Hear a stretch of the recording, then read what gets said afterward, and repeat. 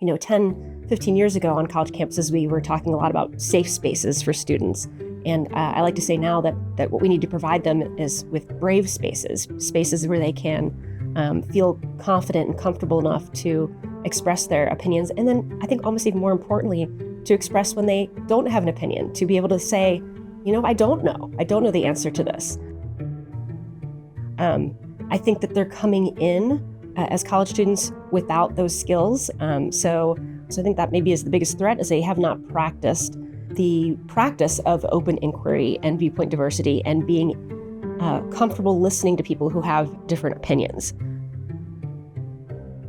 I think that through a variety of initiatives, including ones with HXA, we're helping students to learn how to communicate better and to communicate across difference. In 2021, when I became aware of the flexible funding opportunities for research, I was able to do some work on different interventions and how they might impact how students think about the world and think about themselves. So I had students at the University of Delaware come to engage in a guided conversation, guided by me or one of my graduate students, my research assistants. And these are students who were doing it for extra credit. I think I had some money to give them, like gift cards and food. So anything I could do to get them to come into my conference room for an hour, hour and a half. So students who didn't necessarily want to be there, and then to see them kind of blossom over the course of this conversation, and then to hang around even later and say, like, when are you doing this again? When can I do this again?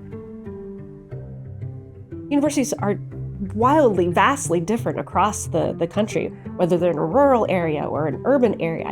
So we want to start to demonstrate or find what works consistently in terms of some of these outcomes that I'm looking at are things like intellectual curiosity and intellectual humility, and thinking about how we can use things like the Braver Angels college debates as a sort of intervention to see what moves the needle on students. I think it's dangerous to just tell people at universities, yeah, you need open inquiry, you need viewpoint diversity, without helping them understand what that means and how to foster it in a positive and welcoming way. My name is Lindsay Hoffman, and I'm HXA.